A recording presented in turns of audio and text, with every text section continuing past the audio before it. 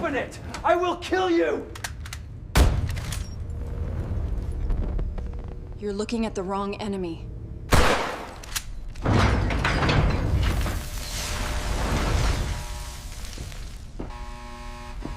The ramp of the C-130 Hercules dropped like a jaw unhinging, revealing the violently swirling abyss of the Arctic night. The noise was a physical assault, a deafening roar of wind and turboprops that vibrated through the marrow of Senior Chief Elena Vance's bones. The interior of the plane was bathed in the sickly red glow of jump lights, turning the faces of the SEAL platoon into skeletal masks. Elena checked her altimeter. 30,000 feet. Temperature minus 45 degrees Celsius. She adjusted the straps of her oxygen mask, her movements economical and precise. At 42, she was the oldest person on this bird by a decade. Her knees ached in the cold, a reminder of a rough landing in the Kush Mountains years ago. She wasn't wearing the high-speed, Cry-Precision multicam gear the young SEALs sported. She wore a battered, grayscale dry suit and a non-standard rig that looked like a relic from the Cold War. Because in a way, she was. "Check gear." Lieutenant Thorne's voice crackled over the comms, arrogant and sharp. Thorne stood near the edge of the ramp, looking like a recruiting poster, broad-shouldered, aggressive, and utterly convinced of his own immortality. He paused as he walked past Elena, his eyes lingering on her customized Chaytak M200 intervention rifle case strapped to her leg. "Try not to break a hip on the landing, Grandma," Thorne said on the private channel, his tone dripping with the specific disdain reserved for civilians. "If you lag behind, we leave you. My ROE is clear. Mission speed takes priority over passenger comfort." Elena didn't blink behind her goggles. She didn't respond. She had heard variations of this insults for 20 years. Diversity hire, affirmative action chief, desk jockey. They didn't know about DevGru. They didn't know about the Black Squadron. And they certainly didn't know that she had killed more men in silence than this entire platoon had killed in their loud, messy careers. 1 minute, the jumpmaster signaled. The platoon lined up. They were Oscar Mike, on the move. But they were sloppy. Elena watched the rookie ahead of her, a kid named Miller. His static line was fouled, twisting around his reserve handle. If he jumped like that, the drogue chute would tangle. He'd auger in. The silent professional in her wanted to let it happen. It wasn't her team. It wasn't her problem. But the matriarch instinct, the curse that had kept her in this life, twitched. Thorne moved to the front. "Go! Go! Go!" The SEALs began to hurl themselves into the black void. Miller stepped forward. Elena moved. She didn't shout. She grabbed Miller's harness by the drag handle and yanked him back violently, slamming him against the fuselage wall. "What the hell?" Miller shouted, panic rising. Thorne stopped at the ramp edge, spinning around. "Vance! What are you doing? Get out of the damn plane!" Elena ignored the screaming lieutenant. She reached down, untwisted the fouling on Miller's line, and slapped his helmet. "Your drogue was fouled," she said, her voice calm, flat, and devoid of warmth. "You would have spun out. Fix your SHT, rookie." Miller looked down, saw the corrected line, and paled. He looked at her with wide eyes. "Move," Elena ordered. Miller jumped. Elena stepped to the edge. The wind tore at her gear. She looked at Thorne. He was furious, embarrassed that a civilian consultant had caught a safety violation he missed. He glared at her, his ego bruised. "You delayed my stack," Thorne hissed, "writing you up for this." "See you on the ice, Captain America," Elena whispered. She stepped off the ramp. The world dissolved into wind and gravity as she fell through the freezing darkness, stabilizing her body into a perfect delta track. The silence finally came. This was the only place she felt at home. Falling. But as the icy needles of the Barents Sea rushed up to meet her, Elena felt a cold knot in her stomach that had nothing to do with the temperature. Thorn was incompetent, and in the unforgiving geometry of the Arctic, incompetence was just a slower form of suicide. "We're not all coming back," she thought, checking her altimeter. 4,000 feet. Pull. The canopy cracked open. The mission had begun. The landing zone was a graveyard of white silence. Elena hit the ice hard, rolling to disperse the kinetic energy of the impact. The biting cold of the Svalbard archipelago didn't just touch the skin. It bypassed the thermal layers of her dry suit and settled directly into her lungs. She detached her harness, burying the chute under the snow, and checked her GPS. The green glow of the wrist-mounted Garmin was the only light in a world of absolute darkness. Thorn, Miller, Bravo, Element. They were scattered across the glacier, black specks moving against the infinite white. Elena moved to the rally point, her Chetak M200 heavy on her back. The wind howled, masking the sound of their boots crunching on the permafrost. When she reached the target coordinates, the team was already assembling. Looming out of the ice was a massive concrete spire, a ventilation stack for the submerged facility below. It looked less like a military bunker and more like a tombstone. The Soviet architecture was brutalist and imposing, half swallowed by 50 years of glacial drift. "Status!" Lieutenant Thorne barked, his voice tight over the comms. "All present, sir," the platoon sergeant replied. "Cold is chewing through the batteries fast. We need to get inside." Thorne turned to the massive steel blast doors set into the base of the spire. They were rimed with ice thick as armor plating. "Breacher up. Flex linear charges on the hinges. We're going loud." "Belay that," Elena said. She stepped forward, pulling a structural scanner from her vest. She placed it against the concrete frame surrounding the door. The readout spiked red. "Lieutenant, look at the stress fractures in the lintel," Elena said, pointing to hairline cracks radiating through the concrete. "The ice shelf has shifted since this was built. The entire weight of the glacier is resting on this archway.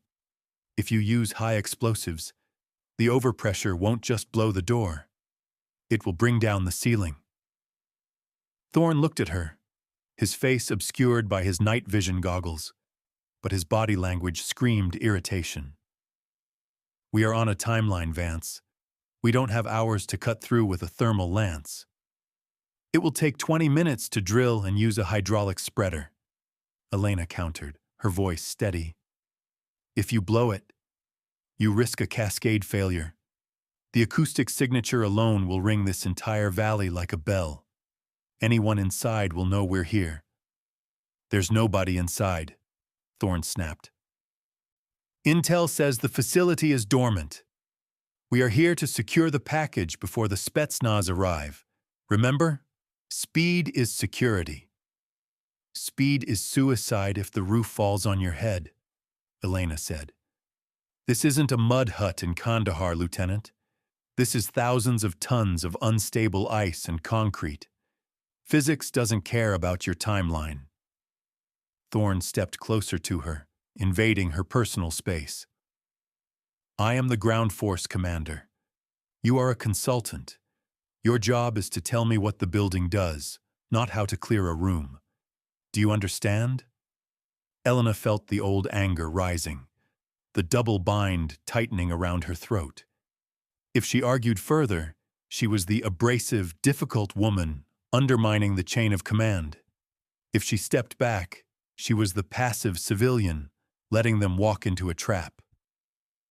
She looked at the scanner again. The vibration of the wind against the spire was already registering. "I'm telling you as a Master Chief of Naval Special Warfare," Elena said, dropping the civilian pretense. "Do not blow this door." Thorne laughed, a short, harsh sound. "You're retired, Vance. Breacher, set the charges. 5 pounds of C4. I want this open in 30 seconds. Elena watched the young breacher tape the explosives to the hinges. He looked at her apologetically before running the det cord back to the safe distance line. "Fire in the hole." Elena dropped into a prone position behind a ridge of ice, opening her mouth to equalize the pressure. She wasn't praying. She was counting. Boom! The explosion was deafening in the thin Arctic air. The flash illuminated the glacier in a stark, blinding white. Then came the sound Elena had feared. It wasn't the metallic clang of the door falling. It was a deep, guttural moan, a sound so low it was felt in the stomach more than heard in the ears. Infrasound, the cry of ice shattering under tension. "Move up! Go! Go!" Thorne screamed, rushing toward the smoke. "Wait!" Elena yelled. A spiderweb of cracks shot up the concrete spire. The ice shelf above the entrance, destabilized by the shockwave, sheared off. A slab the size of a school bus detached from the cliff face. Incoming. The ground shook as the ice slammed down. The world dissolved into a chaotic swirl of snow, pulverized concrete, and darkness. The entrance to the facility wasn't just breached, it was buried. Elena coughed, the dust coating her throat. She tapped her night vision, green static. She smacked the helmet, and the image flickered back. The entrance was gone. In its place was a pile of rubble. Thorne? Miller?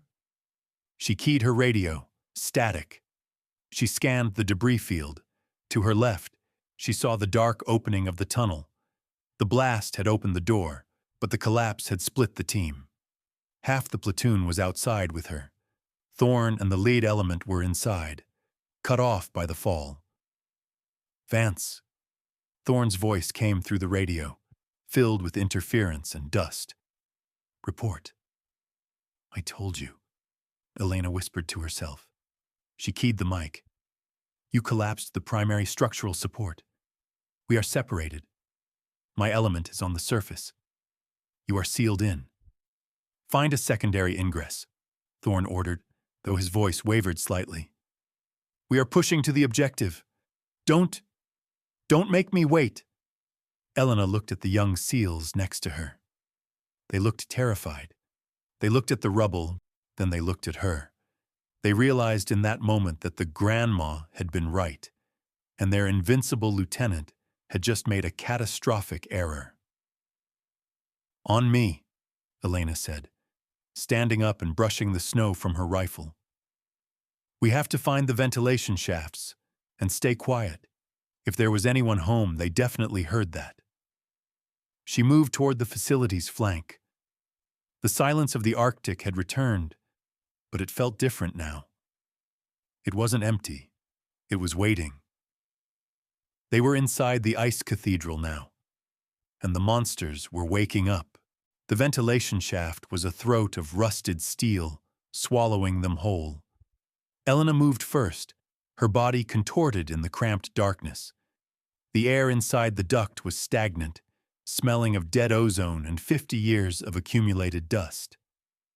Behind her, 3 SEALs from Bravo Element, Miller, Tex, and a heavy weapons specialist named Davis, crawled with the clumsy urgency of men used to kicking down doors, not slithering through intestines.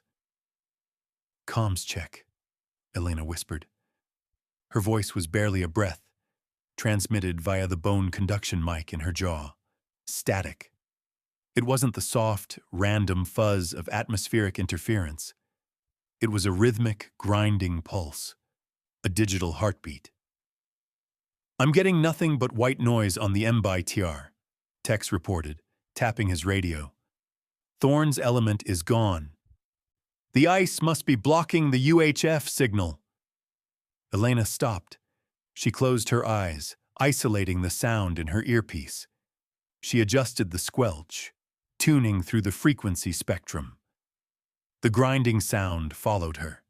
It was shifting, jumping across channels with a mathematical precision. "It's not the ice," Elena said. "It's ECM." "Electronic countermeasures?" Miller asked. "You think the Russians are jamming us?" "I know they are," Elena replied. "That's a woodpecker pattern.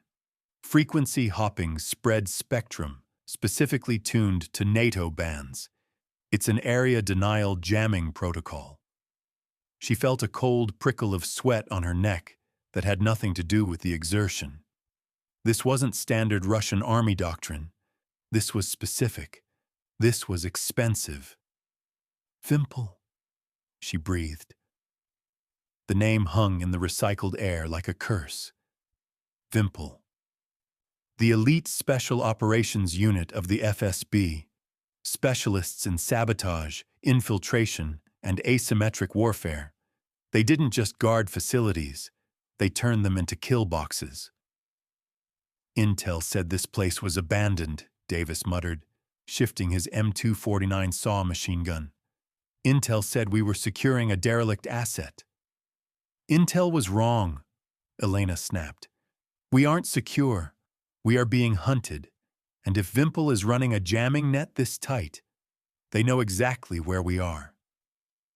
She checked her wrist monitor. The GPS was dead, scrambled by the same signal. They were flying blind in a maze of Soviet concrete buried under a glacier. "We need to link up with Thorne," Miller said, panic edging into his voice. "He has the demo charges. We can't finish the mission without him." "We can't find him if we're dead," Elena countered. "Kill your active comms. All of them. Go to analog signals, hand signs and tap codes only. If you transmit, you're just painting a target on your chest for their SIGINT teams." She pulled a glow stick from her webbing, but didn't crack it. She used the faint luminescence of the chemical mixture inside the unactivated tube to check her compass. It was spinning wildly. Magnetic interference. "Old school," she whispered to herself. She touched the wall of the shaft. It was vibrating slightly. "Feel that?" she asked the team.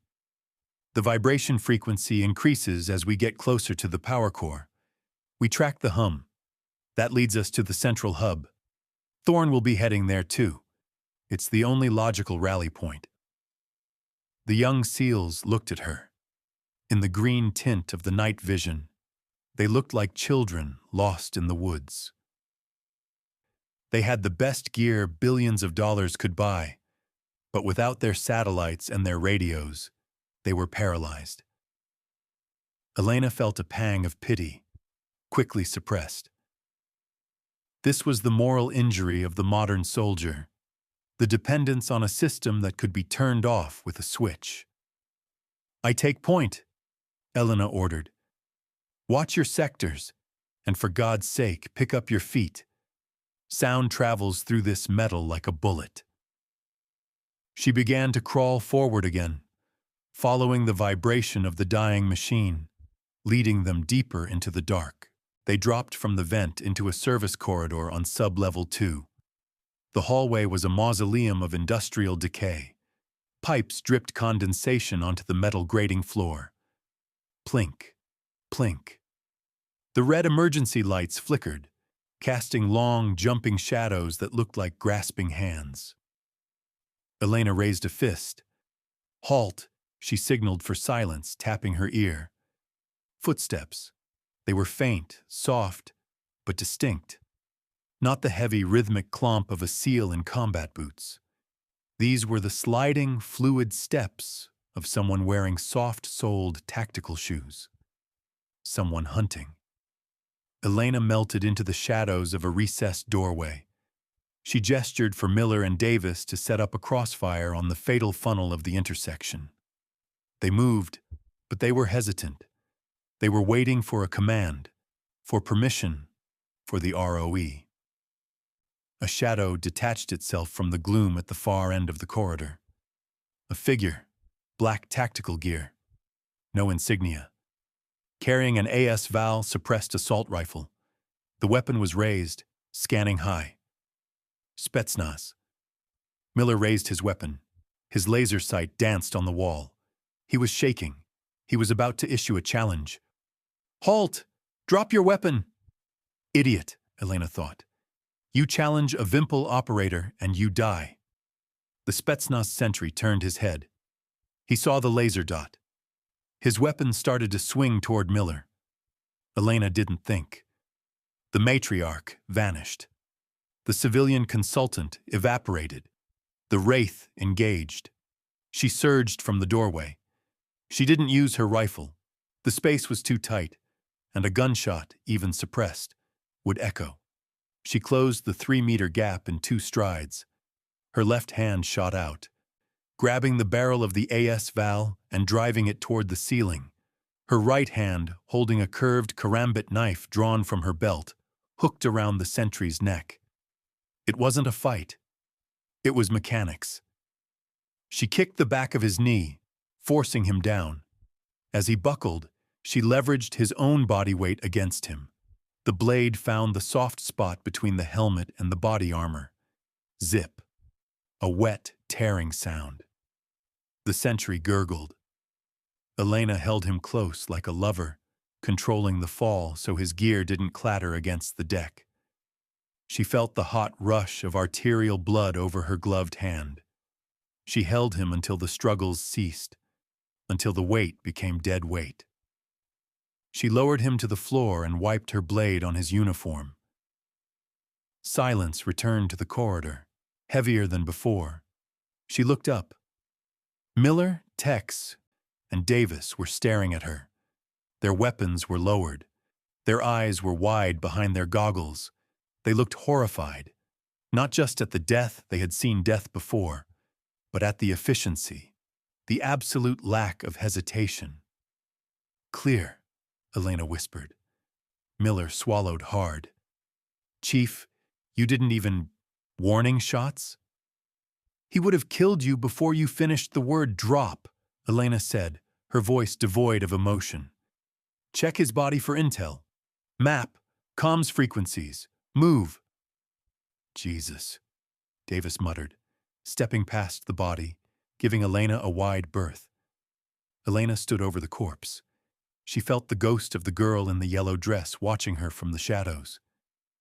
Just another body, Elena. Just another necessary sin. The radio on the dead Russian crackled. A voice spoke in rapid, clipped Russian. "Sector 4, Doklad. Sector 4, report." Elena grabbed the radio. She didn't answer. She clicked the transmit button twice, a universal code for acknowledged, and then turned it off. It would buy them 2 minutes. "We need to move," she said. "Now." As they rounded the corner toward the central hub, they saw a blast door partially open. Beyond it, familiar figures were regrouping. Lieutenant Thorne. He was covered in concrete dust, bleeding from a cut on his forehead. His element had survived the collapse and dug their way through to the hub. He looked up as Elena approached, his eyes narrowing when he saw the blood on her hands. "Vance," Thorne barked, "where the hell have you been? We've been trying to raise you." "Your breach collapsed the primary relay," Elena said, stepping into the light, "and Vimpel is jamming the net. We just killed a sentry on the perimeter." Thorne looked at the dead radio in her hand, then at the blood soaking her sleeve. For a second, the arrogance faltered. He saw the predator beneath the civilian parka. He felt threatened, not by the enemy, but by the loss of control over his own narrative. "I didn't authorize engagement," Thorne snapped, regaining his bluster. "I authorized survival," Elena replied. "The objective is through those doors. Are we doing this? Or are we arguing until the rest of his squad gets here?" The central laboratory was a cathedral of ice and stainless steel. The air inside was freezing, far colder than the corridors. In the center of the room, suspended over a dark pit of coolant, was a massive cylindrical apparatus. Cables and tubes ran from it like the tendrils of a mechanical heart. "Target sighted," Thorne announced. "Secure the perimeter. Miller, get the Geiger counter." The team fanned out. Elena moved toward the central console. Soviet Cyrillic text flashed on the CRT monitors that had miraculously survived the decades. Project Icarus. Status critical. "It's not a missile," Elena said, reading the screen. Her blood ran cold. "Thorne, pull your men back. This isn't a launch silo. It's a containment vessel."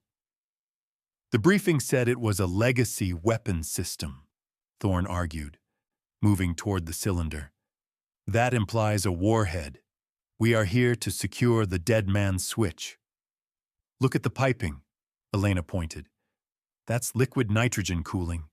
You don't cool a nuke like that. You cool something biological." Miller approached the cylinder with his sensor. The device started clicking, but not the frantic crackle of radiation. It was a slow, rhythmic beep indicating atmospheric particulate. "Sir," Miller said, his voice trembling. "Readings are weird. High concentration of organic aerosols." Elena climbed the gantry. She wiped the frost from the viewing port of the cylinder. Inside, suspended in a thick amber gel, were canisters. But the gel was cloudy, and one of the canisters was cracked. "The seal is broken," Elena whispered. She looked at the floor beneath the tank, a steady, rhythmic dripping. Drip, drip, drip. A viscous black fluid was leaking from the containment unit, pooling on the grating and evaporating into the air. "Masks!" Elena screamed. "Masks on, now!" Thorne hesitated. "Vance, stop giving orders to my—" "It's a viral agent!" Elena roared, ripping her own gas mask from her hip and sealing it over her face. "The seals failed years ago. The facility isn't dormant. It's a Petri dish." The seals scrambled, pulling on their masks. Thorne finally complied, his eyes furious above the rubber seal. Elena typed furiously on the console, trying to access the logs. The last entry was dated 1989, subject, Chimera strain, thermal activation protocol confirmed, viability 99%. "Chimera," Elena read. "It's a binary weapon. It's inert in the cold. It activates—" She stopped. The realization hit her with the force of a physical blow. "It activates with heat." "Thorne," Elena said, her voice hollow inside the mask. "What is the ambient temperature in here?" -10, Thorne replied. "Why?" "And body temperature is 37, Elena said. "The virus is dormant in the air. We've all been breathing it since we entered the lab. It's inside us." "So?" "So it wakes up when it gets warm," Elena said. "As long as we stay in this freezer, we're just carriers. But if we board the extraction sub, if we go into a heated environment—" She looked at the young men around her. They were already infected. They were ticking time bombs. "We kill everyone," she finished. "We can't leave." Thorne stared at her. "You're insane. We have the package. We are leaving. I am not dying in this icebox because you read some Soviet propaganda." "It's not propaganda, Lieutenant. It's biology." Before Thorne could respond, the blast doors at the far end of the lab exploded inward. Boom! Flashbangs detonated, blinding them with white light. Smoke filled the room. "Contact!" Miller screamed. Automatic fire raked the gantry. The Spetsnaz main force had arrived. "Defend the objective!" Thorne yelled, returning fire. Elena dropped behind the console. The mission had changed. It wasn't about securing the weapon anymore. It was about containment. And the only thing standing between the world and a global pandemic was a squad of infected SEALs who desperately wanted to go home. She looked at the thermal controls for the facility's core. Safety. There is no safety. She unlocked the safety cover on the self-destruct thermal override. The world shattered into a mosaic of white light and ear-splitting noise. The flashbang grenades detonated in a perfect synchronized pattern, one high, one low. Even with the anti-flash filters on their goggles, the SEALs were blinded. Elena squeezed her eyes shut a millisecond before the blast, a reflex honed over 2 decades of breaching kill houses. She didn't wait for her vision to clear. She knew the rhythm of a Spetsnaz entry. Bang, breach, flow. She blindly fired 3 rounds from the Chaytak toward the gantry doorway, working the bolt with mechanical violence. Boom, clack, clack, boom.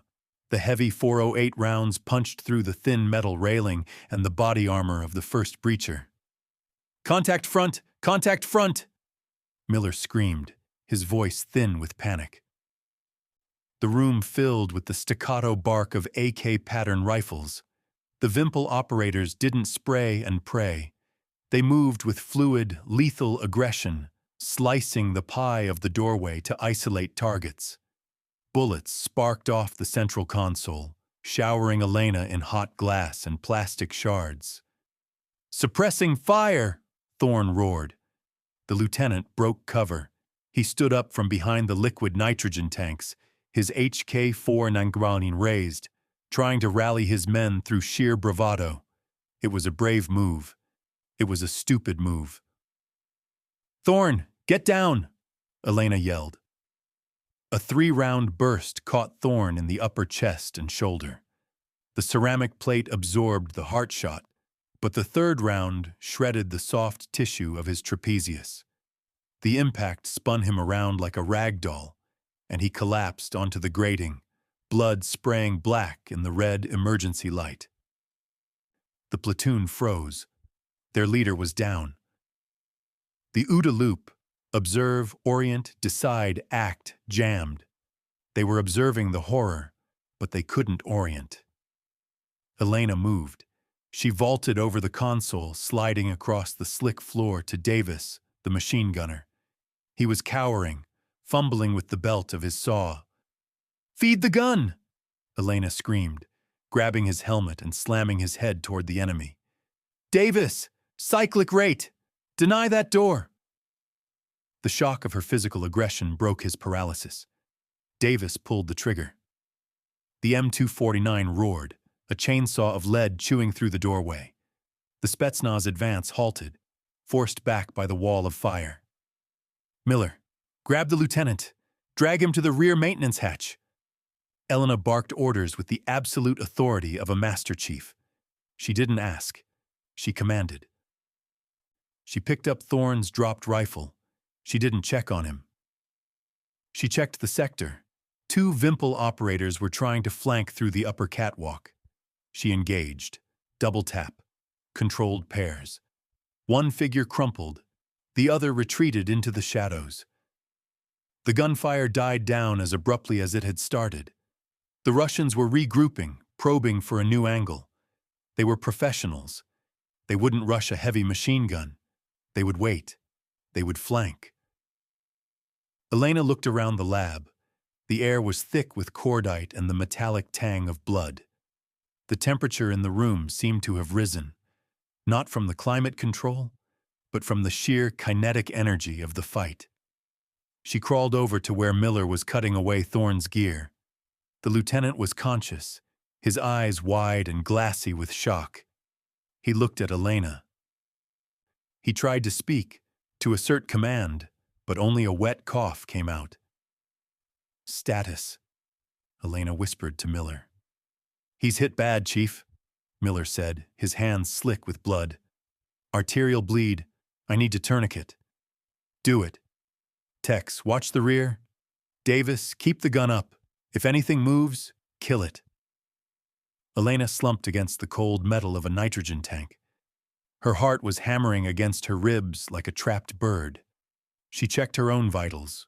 No holes, but she felt hot. Too hot. She looked at the cracked containment cylinder above them. The black fluid was still dripping. We fought, she thought. We exerted ourselves. We generated heat. The realization hit her again, heavier than the rifle in her hands. By fighting to survive, they had just accelerated the very thing that would kill them. The maintenance corridor was a narrow throat of concrete, dimly lit by their tactical lights. Miller was kneeling over Thorne, his movements frantic. "It won't stop," Miller whispered, panic edging into his voice. "The tourniquet is tight, but the clotting, it's wrong." Elena moved closer, keeping her weapon trained on the door they had just sealed. "What do you mean, wrong?" "Look." Miller shone his red lens flashlight on Thorne's wound. The blood soaking the gauze wasn't the bright, oxygenated crimson of an arterial hit. It was dark, viscous, almost black. And it wasn't just flowing. It was weeping from the wound like oil. Thorne groaned, his head thrashing. "Hot!" he rasped. "So hot." Elena stripped off her glove and placed the back of her hand against Thorne's forehead. He was burning up. His skin was dry and papery, radiating a fever heat that shouldn't be possible in the sub-zero environment of the facility. "His temp is spiking," Miller said. "He was fine 5 minutes ago. This isn't just shock." Elena pulled the Soviet logbook she had swiped from the console out of her dump pouch. She flipped to the pages marked with red stamps. She didn't speak Russian fluently, but she knew enough technical terms. Chimera? Thermophilic? Coagulation cascade? She read the handwritten notes in the margin. Subject 4, exposure plus. 20 minutes of physical exertion. Body temp 38°C. Blood thickening. Hemorrhagic fever onset rapid. The virus didn't just kill. It turned the blood into sludge once the host's body temperature rose. It was designed to incapacitate soldiers in the heat of battle, a weapon that used their own fight-or-flight response against them. "It's the heat," Elena whispered. "The exertion of the firefight. It activated the payload." She looked at Miller. He was sweating inside his cold weather gear. His breathing was rapid. Tex and Davis were slumped against the wall, panting, their faces flushed. "Check your temps," Elena ordered. "What?" Tex asked, wiping sweat from his eyes. "Chief, we just ran a firefight. We're all hot. Check them." Miller pulled a digital thermometer from his medkit. He scanned his own forehead. 38.5 dcu. He scanned Davis, 38.2 dcu. Elena scanned herself. 38.1 dcu. Silence filled the corridor, heavier than the rock above them. They were all cooking from the inside out. The virus was already in their blood, multiplying, fed by the adrenaline and the heat of their own bodies. "We're infected," Miller said, his voice trembling. "That crap in the lab, we breathed it in." "It's binary," Elena said, her voice flat. "It needs heat. As long as we stay cold, it slows down. But we just sprinted 200 meters and fought a CQB engagement. We woke it up." Thorne grabbed Elena's ankle. His grip was weak. Get us to the sub. Med bay. They have antivirals." Elena looked down at him. She saw the desperation in his eyes. He was a dying man grasping for a lifeline. But she also saw the math, the brutal, unforgiving arithmetic of biowarfare. The extraction submarine, the USS Jimmy Carter, was a sealed environment. Recycled air, warm, crowded. If they boarded that sub with an active hemorrhagic fever, they would infect the entire crew within hours. And when that sub returned to Norfolk, no, Elena thought, we are the containment. But she couldn't tell them that. Not yet. Panic was as deadly as the virus. If these men knew they were walking dead, they would break. They would do something stupid to try and save themselves, and in doing so, they would doom everyone else. She needed to move them, but not to the sub. Miller, Elena said, masking her internal horror with professional detachment. Get him stabilized. We need to move to the extraction point. The sub is at the upper docking ring, Miller said. We need to go up. Elena looked at the map in the logbook. The upper ring was warm, but there was a secondary ventilation shaft leading down to the geothermal cooling core, the coldest part of the facility. The upper route is collapsed, Elena lied. It was smooth. Effortless. I saw it on the structural schematics before the breach. The explosion brought down the ceiling on level 1. So how do we get out? Davis asked, hefting his machine gun. Secondary airlock. Elena pointed to the dark tunnel leading down. Sub-level 4. It connects to the underwater maintenance hatch. The sub can dock there. It was a lie. Sub-level 4 was a dead end. It was the reactor cooling chamber, but it was cold. It would buy them time, and it would keep them away from the surface. Load up, Elena ordered. We're moving out. She took the lead. As she walked into the darkness, she felt the fever burning in her own veins. She wasn't saving them. She was marching them into a freezer to die. And for the first time since she earned her trident, she felt like a traitor. The descent was a journey into the gullet of a frozen beast. The temperature dropped with every flight of stairs. Frost began to form on the inside of their goggles. The sweat from the firefight turned to ice against their skin, a miserable, shivering layer of cold that sapped their remaining strength. Chief, Tex chattered, his teeth clicking audibly over the comms. This doesn't feel right. We're going too deep. The pressure, the sub can't dock this deep. It's a deep submergence rescue collar. Elena lied again. The Carter is rigged for it. Keep moving. She checked her wrist compass. The needle swung erratically, magnetized by the heavy iron ore in the rock and the facility's shielding. She didn't need the compass.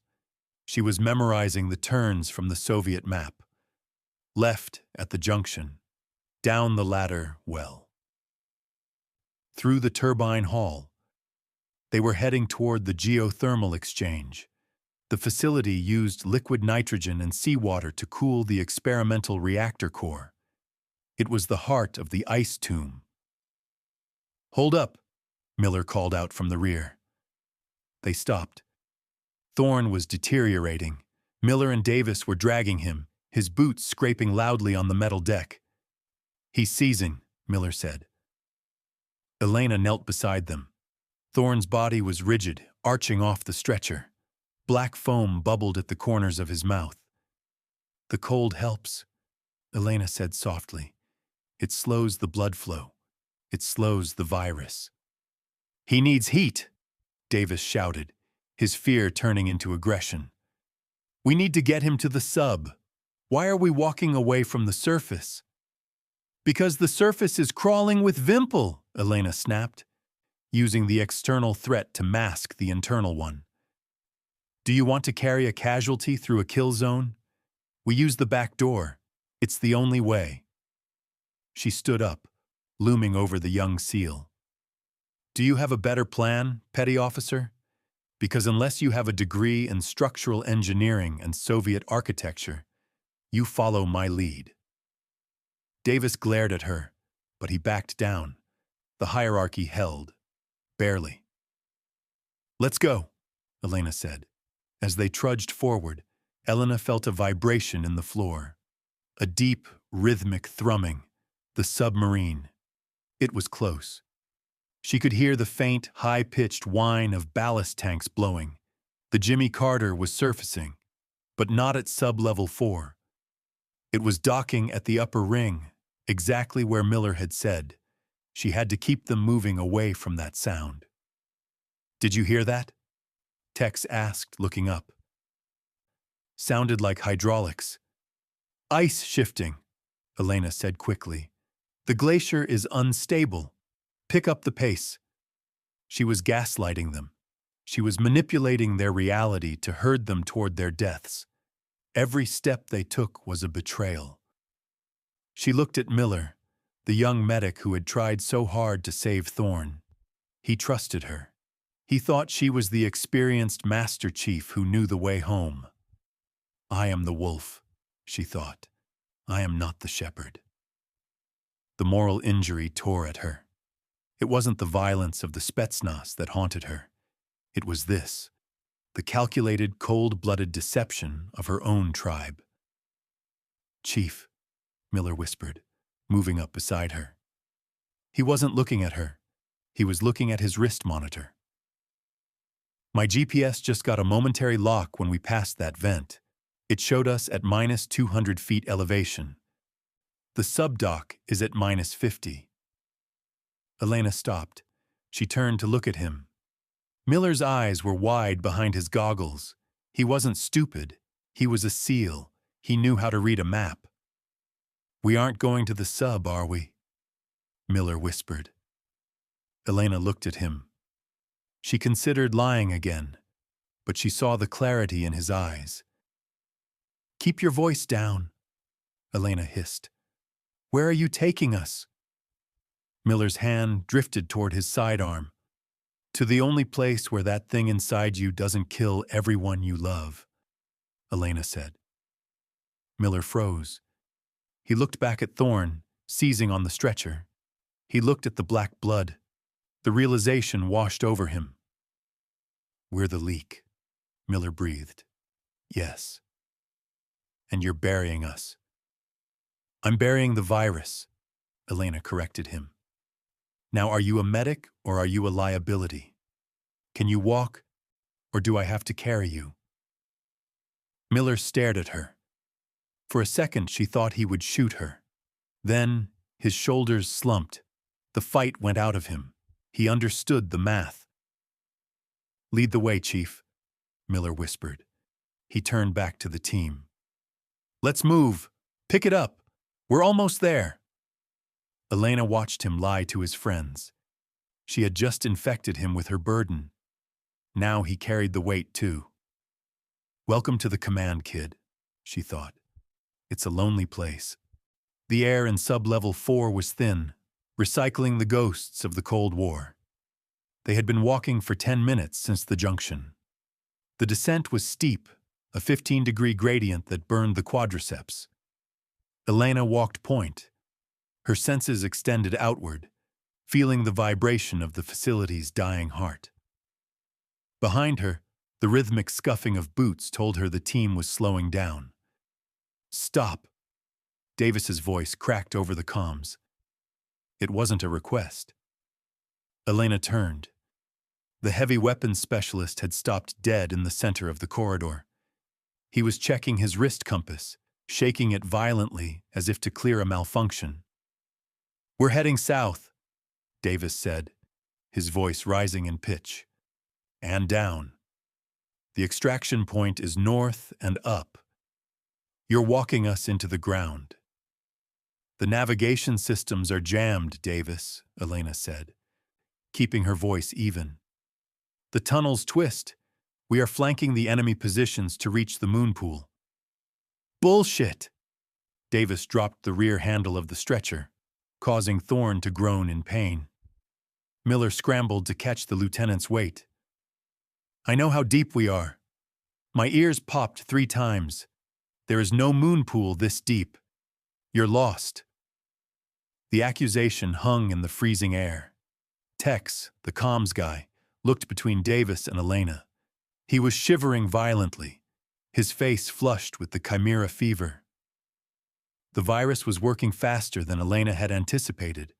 Their judgment was fraying. We are following the only clear route, Elena stated, stepping toward them. Pick up the stretcher. No. Davis leveled his M249 saw at her chest. The belt of ammunition rattled. We are turning around. We are going back to the elevator. Put the weapon down, petty officer, Elena said softly. She didn't raise her rifle. She let it hang on the sling. You are committing mutiny. I'm saving my squad from a senile old woman who thinks she's still in the teams. Davis spat. You got us into this. You collapsed the entrance. You got the LT shot. On the stretcher, Lieutenant Thorne stirred. The pain and the fever had stripped away his rationality, leaving only the raw, paranoid core of his training. He saw Davis pointing a gun. He saw Elena standing there. In his delirium, the shapes shifted. Russian. Thorne wheezed. He fumbled for the holster on his chest rig. His hands were clumsy, shaking with tremors, but muscle memory is a stubborn thing. He drew his Sig Sauer. He didn't aim at Davis. He aimed at Elena. She's one of them, Thorne rasped, his eyes wide and unseeing. Double agent, take her down. The order broke the stalemate. Tex raised his rifle. The chain of command, twisted by fever and fear, had just authorized Elena's execution. Time dilated. The OODA loop compressed. Elena saw Thorne's finger tighten on the trigger. She saw the intent in Davis's eyes. She had 0.5 seconds before they fired. She didn't dodge. She attacked. She closed the distance to the stretcher in a blur of motion. She kicked the muzzle of Davis's machine gun, sending a burst of rounds sparking harmlessly into the ceiling. Bert! Simultaneously, she dropped her weight, driving her knee into Thorne's gun hand. Crack. Thorne screamed as his wrist broke. The pistol clattered to the deck. Elena spun, drawing her own sidearm, the 1911. She didn't aim at their heads. She aimed at Davis's knee. Stand down! She roared. It was the voice of a master chief who had broken men in Bud S for 20 years. It was a sound of absolute terrifying dominance. Davis froze. He looked at the woman he had called Grandma. He saw the predator. He saw that she hadn't even broken a sweat while he was gasping for air. Miller, Elena barked, not taking her eyes off Davis. Sedate the lieutenant. Now! On it, Miller stammered, jamming a syringe of morphine into Thorne's thigh. Thorne thrashed once, then went limp. Elena stepped up to Davis. She pressed the barrel of her 1911 against his forehead. The metal was cold against his fever-hot skin. You want to lead, Davis? She whispered. You want to make the calls? Then tell me the cyclic rate of fire for a PKM machine gun. Tell me the blast radius of a MON 50 mine. Tell me why the air in this tunnel smells like ozone and copper. Davis trembled. He couldn't answer. It smells like ozone because the reactor cooling pumps are failing, Elena hissed. And it smells like copper because you are bleeding out your nose. You are infected. You are sick. And I am the only thing standing between you and a lonely death in the dark. She lowered the gun. Pick up the lieutenant. If you point a weapon at me again, I will leave you here for Vimple to find. And they won't be as polite as I am. Davis stared at her, broken. He nodded slowly. He picked up the stretcher. Elena turned her back on them, exposing her spine to their guns. It was the ultimate power move. It said, I don't fear you. But as she walked into the shadows, her hands were shaking. Not from fear, but from the crushing weight of the lie. She had just used violence to force them to march toward their own graves. Forgive me, she thought. Forgive me. The turbine hall was a cavern of sleeping giants. Massive, rusted generators the size of houses lined the walls, silent monuments to Soviet industry. The air was colder here, biting into exposed skin, but the fever raging inside the seals made the cold feel distant, like a memory. Movement, Miller whispered over the comms. 2 o'clock. Upper gantry. Elena dropped to a knee behind a concrete pylon. She raised her Chaytak, scanning the darkness through her scope. The night vision was grainy. struggling with the ambient radiation leaking from the core. "I don't see them," Tex breathed. "They see us," Elena said grimly. She realized the tactical nightmare they were in. The virus. It raised body temperature. To a thermal imaging scope, her team wasn't hiding in the dark. They were glowing. They were walking neon signs, radiating heat at 39 degrees Celsius against a background of sub-zero steel. "We're burning up," Elena whispered. "We're flaring on their flare. Cover is useless." A shot rang out. Crack, thump.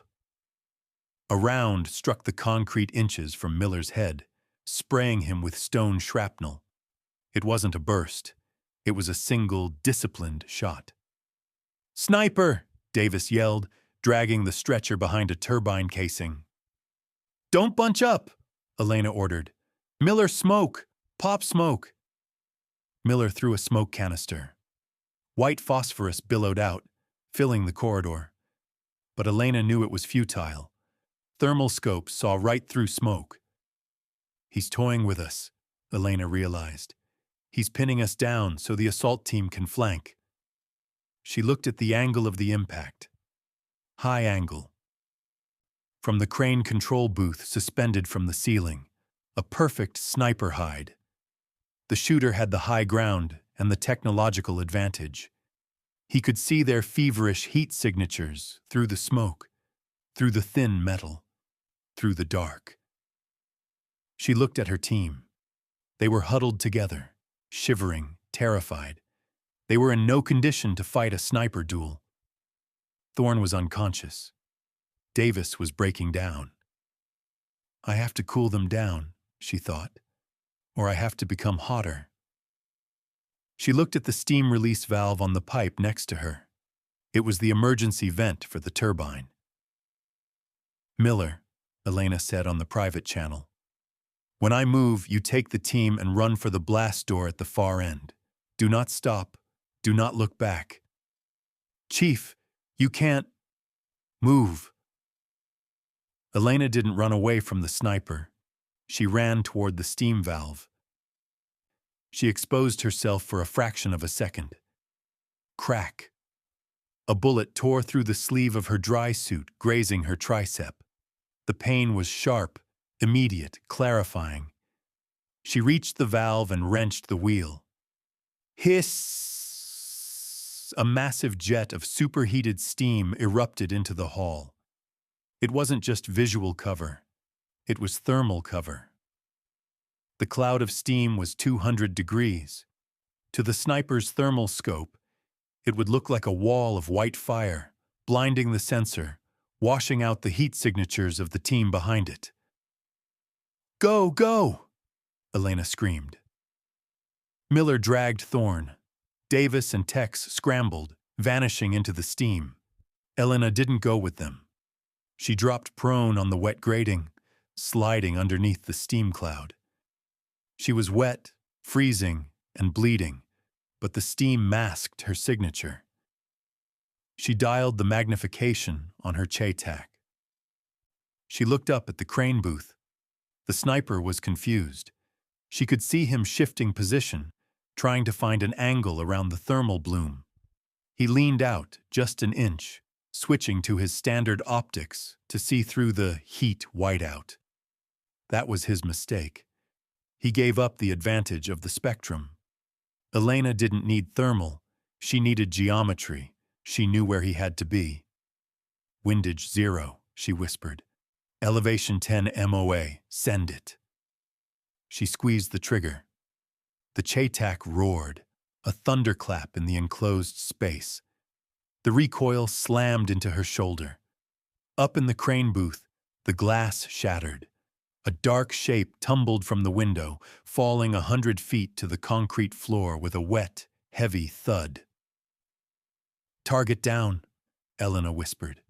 She stood up, her legs trembling. The steam was clearing. Silence returned to the hall, broken only by the dripping of condensation. She checked her arm. The graze was deep, but not arterial. She taped it quickly. But as she touched her own skin, she felt it, the heat. Her own forehead was burning. The exertion of the sprint, the adrenaline of the shot, it had spiked her temperature. The virus was accelerating. The world swayed slightly. I'm running out of time, she thought. Miller, she keyed the radio. Status.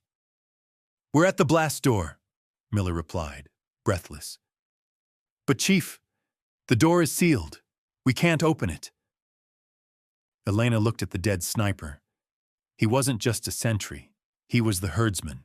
He had pushed them exactly where they wanted them to go.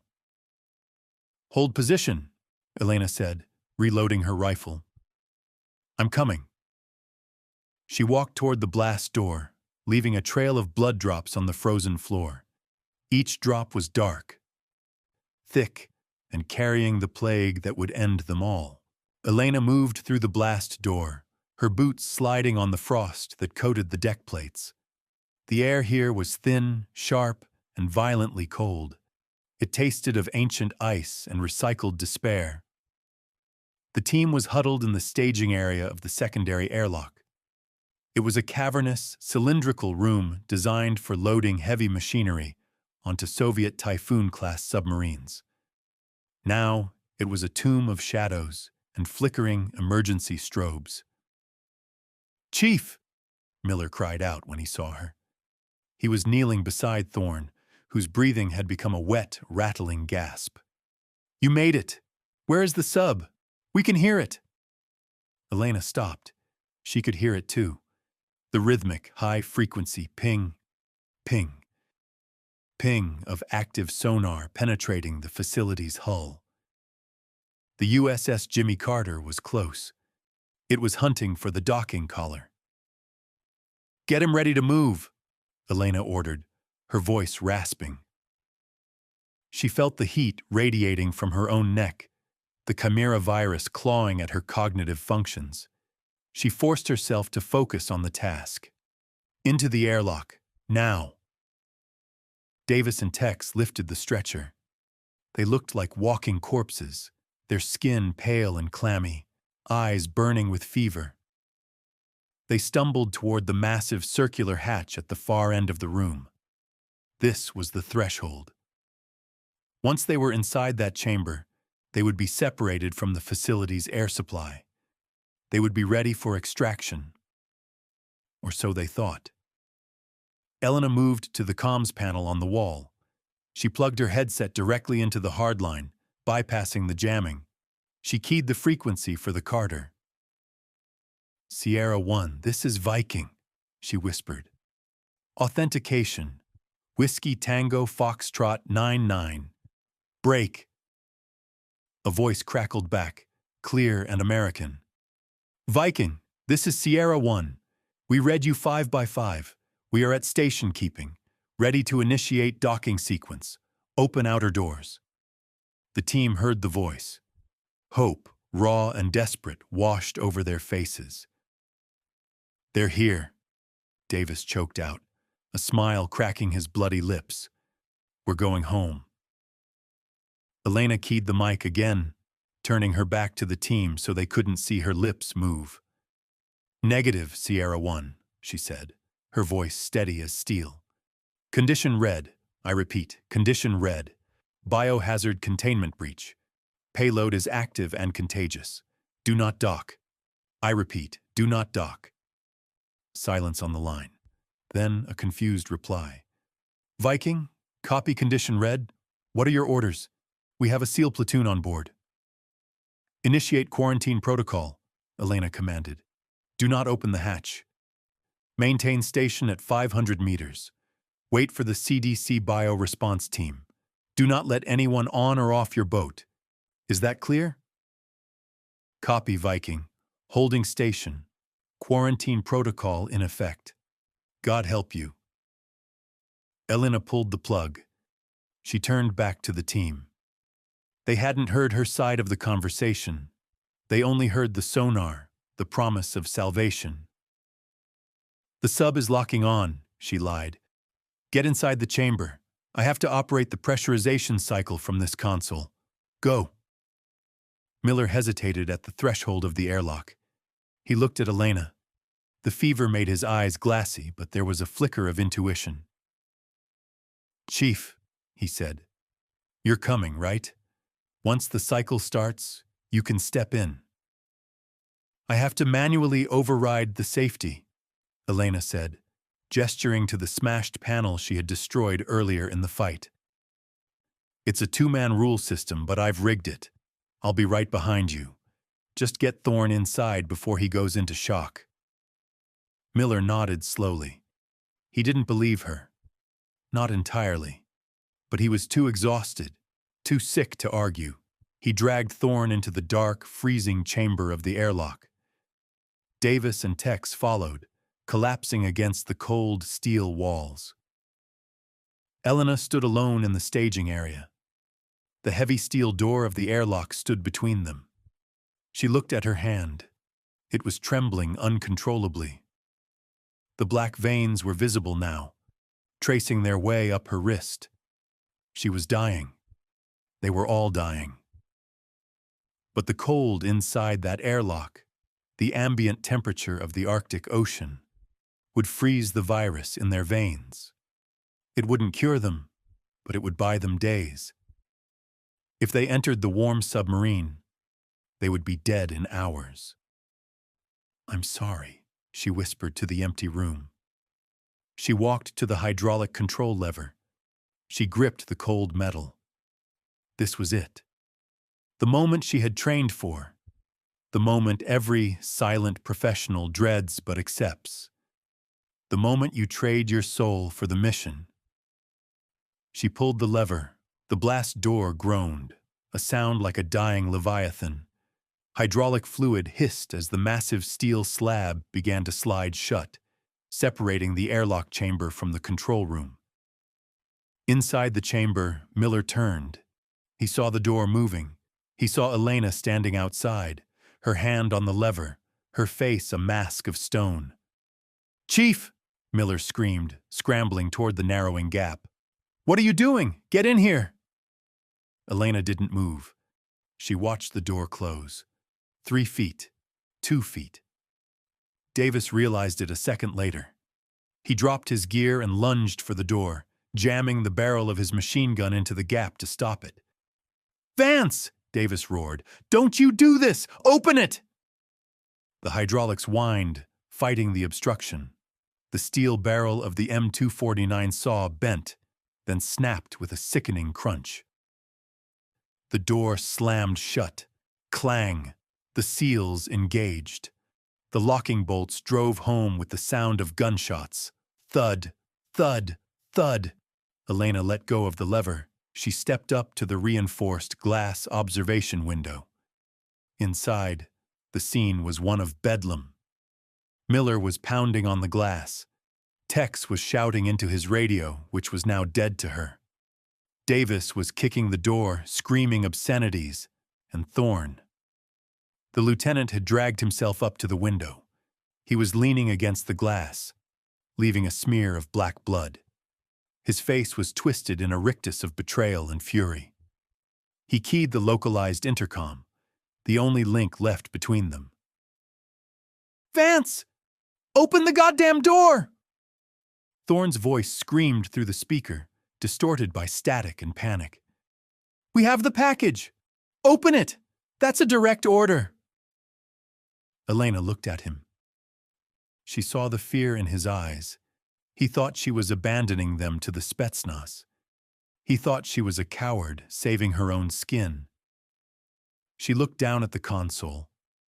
The warning light bathed her face in a rhythmic, hellish red pulse. Warning. Biocontamination detected. Purge in T-10 seconds. "She's locking us out." Miller's voice came through, broken and sobbing. "She's leaving us to die."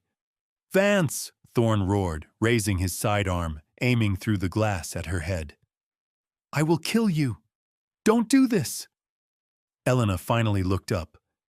Her eyes were empty, carrying the weight of the girl in the yellow dress. The weight of Syria. The weight of the 109 kills. She pressed the talk button.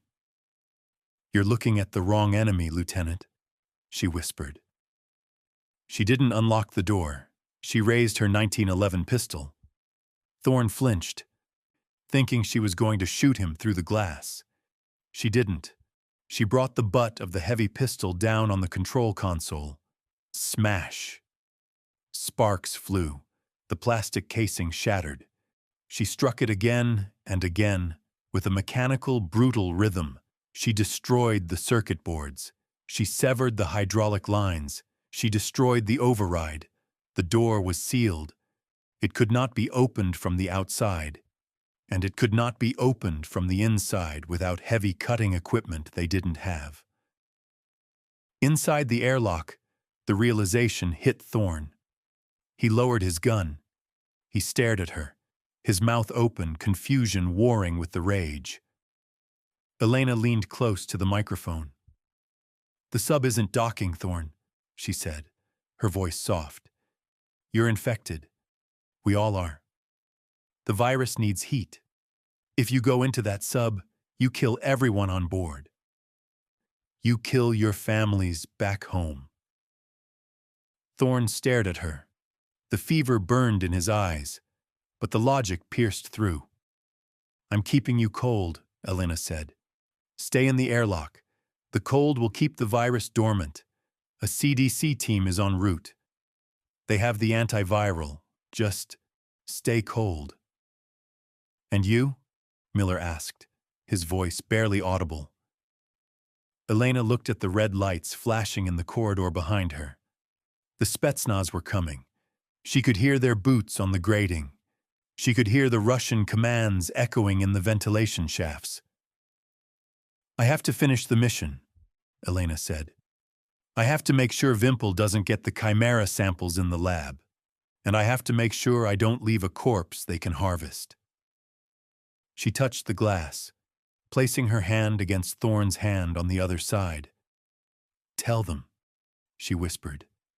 "Tell them I ran. Tell them I panicked. Let the Navy brand me a coward. It doesn't matter. Just survive." Thorne looked at her. The hate was gone, replaced by a dawning, horrific awe. He understood. He finally understood the cost of command. "Ghost," Thorne whispered. It was the first time he had used her call sign. Elena turned off the intercom. She turned her back on them. She checked the magazine in her Chaytak. 3 rounds left. 7 in the 1911. She walked away from the airlock, back into the facility, back toward the heat and the fire and the enemy. Behind her, the young men she had saved watched her go, shivering in the dark, alive because she had condemned them to the cold. She was alone now. Just her, the virus, and the Russians. Time to go to work, she thought. Elena moved through the facility like a ghost, her silhouette breaking only to deliver violence. The Spetsnaz team had established a defensive perimeter around the central reactor. They knew something was wrong. They had lost contact with their sniper in the turbine hall, and the American team had vanished into the lower levels. The Russian commander, a giant of a man barking orders in the flicker of emergency strobes, was trying to salvage the mission. He wanted the samples. Elena watched them from the catwalk of the reactor hall. Her Chaytak M200 was empty. She had left it in the airlock control room, a useless artifact of a long-range war she was no longer fighting. Now, she held only her 1911 pistol and a satchel charge she had scavenged from the dead breacher in the corridor. The heat in the room was already rising. Without the manual regulation she had severed in the control room, the geothermal exchange was becoming unstable. Sabotage mission, she thought. The oldest tradecraft in the book. She didn't need to kill all the Russians. She just needed to kill the cooling pumps. She looked at the hydraulic accumulators feeding the liquid nitrogen into the core. They were massive, pressurized tanks. If she ruptured them, the pressure drop would cause a flash freeze, followed immediately by a thermal runaway as the uncooled reactor melted through the containment shielding. It would turn this facility into a kiln, reaching temperatures of 2,000 degrees, enough to incinerate the virus, enough to incinerate her. She checked her pistol. 3 rounds. She armed the satchel charge. 5 seconds fuse. She stood up. "Hey!" she shouted. The sound cut through the industrial hum. 12 Spetsnaz operators spun around, their AK-12s raising in unison. Elena didn't hesitate. She threw the satchel charge over the railing. It wasn't aimed at the soldiers. It was aimed at the primary coolant valve below them. 1, 2. The Russians opened fire. Bullets sparked off the railing, punching through her dry suit, biting into her side. She didn't feel the pain. The adrenaline and the virus were already warring for control of her nervous system. 3, 4. She dropped behind a concrete pillar.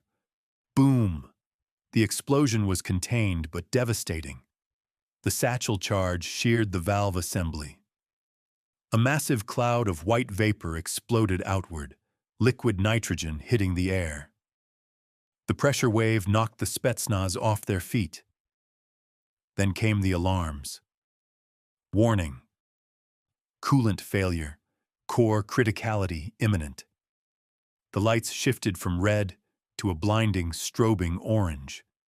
The sound of the pumps died, replaced by a deep, rising howl from the reactor itself. It sounded like a jet engine spinning out of control.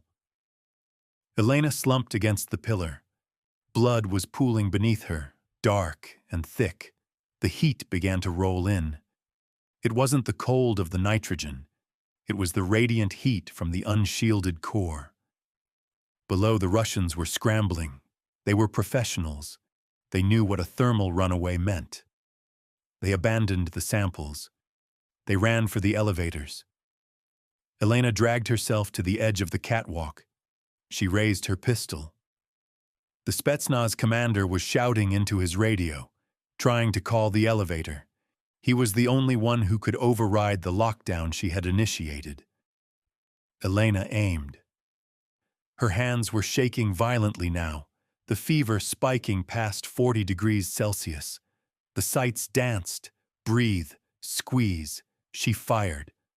The bullet missed the commander but shattered the elevator control panel next to his head. Sparks showered down. The doors remained sealed. The commander looked up. He saw her. He raised his rifle. Elena smiled. It was a rictus of blood and exhaustion. "Not yet," she whispered. She fired her last 2 rounds into the hydraulic lines of the blast doors sealing the reactor hall. The heavy steel slabs slammed down, sealing the Russians inside with her. They were trapped. The facility was a closed circle, and she had just swallowed the key. The heat rose. The air began to shimmer. The heat was a physical weight, pressing the air out of her lungs.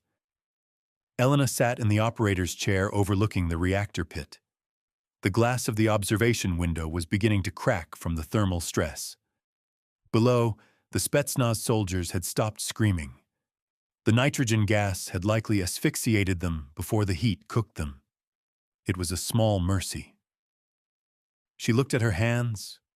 The veins were black maps of the chimera virus, spreading up her arms, consuming her. The fever was absolute. She was burning from the inside out and from the outside in. She turned her head to the security monitors. Only one screen was still functioning, fed by an emergency backup circuit. It showed the external docking port. The USS Jimmy Carter was detaching. The massive black hull of the submarine drifted away from the facility, vanishing into the dark, freezing waters of the Arctic.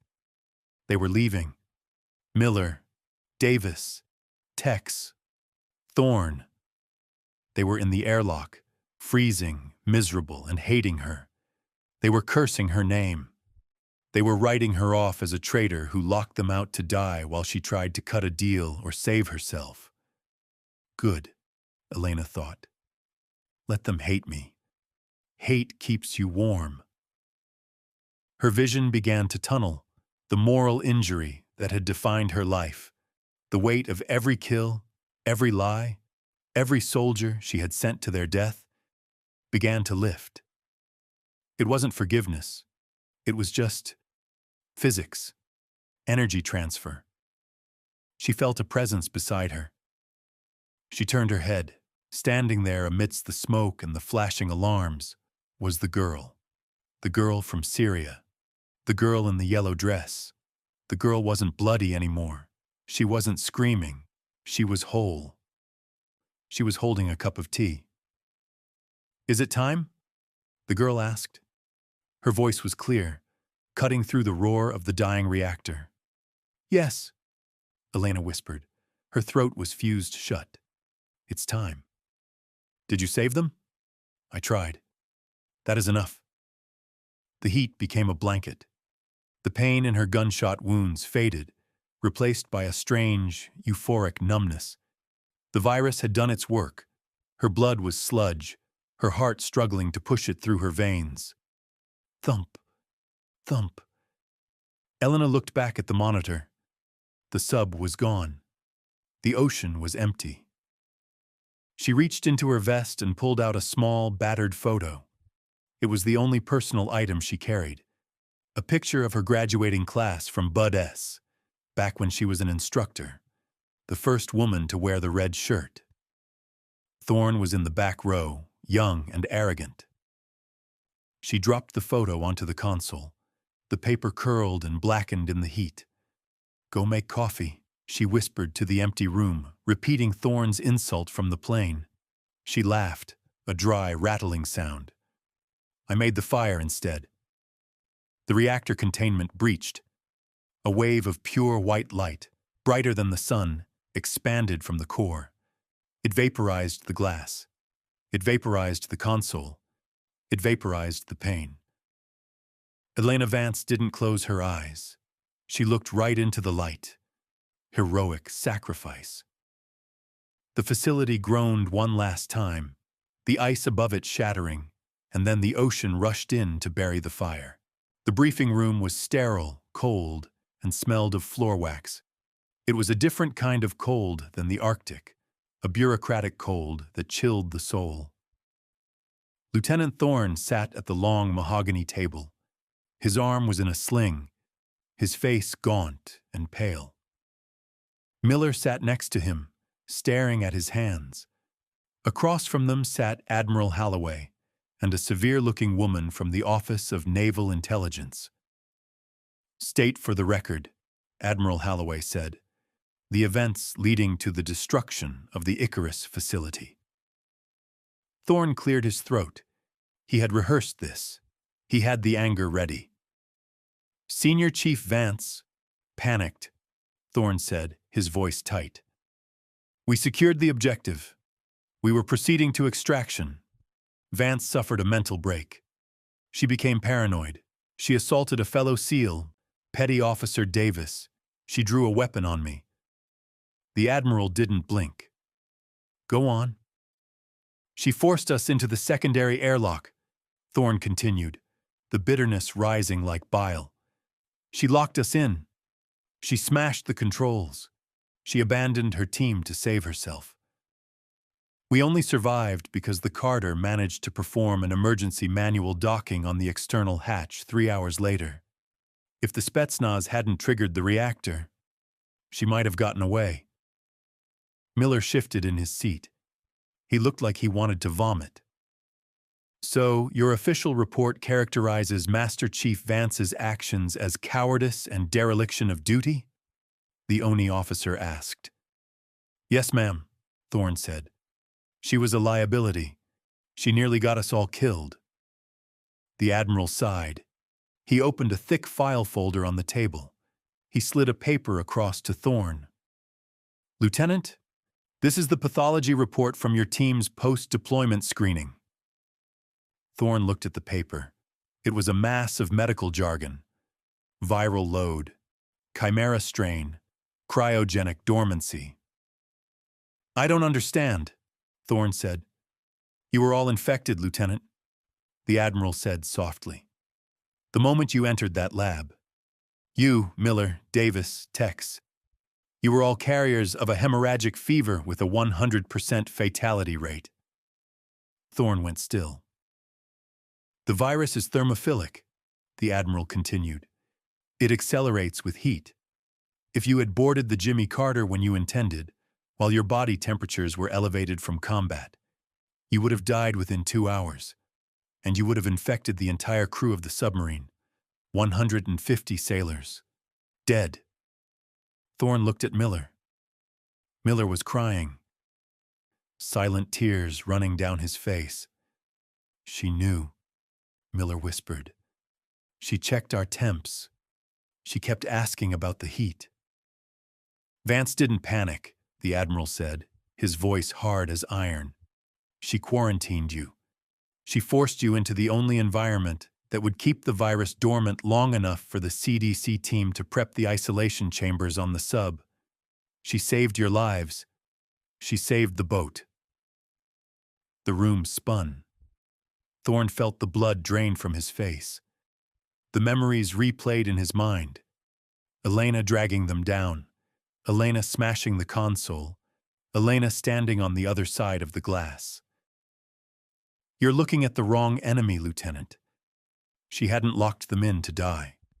She had locked them in to live, and she had locked herself out to die alone, so they wouldn't have to watch, and so the Russians wouldn't get the samples. She took the heat, Thorne whispered. Literally. She is being recommended for the Navy Cross, the Admiral said. Posthumously. However, due to the classified nature of the Chimera virus, the citation will be redacted. The official story will be a training accident. The silent professional. Even in death, she wouldn't get the applause. She wouldn't get the parade. What do you want us to do, sir? Thorne asked, his voice breaking. Live, the Admiral said, closing the folder. She bought you time. Don't waste it. Thorne stood up. He walked out of the briefing room, Miller trailing behind him. They walked out into the sunlight of the Virginia afternoon. It was warm. Thorne stopped. He looked at the sun. He felt the warmth on his skin, the warmth that Elena had denied herself. She wasn't a coward, Thorne said to the air. No, sir, Miller replied. She was the chief. Thorne closed his eyes. He saw her face through the reinforced glass, stone cold and terrifyingly calm. He finally understood the look in her eyes. It wasn't fear.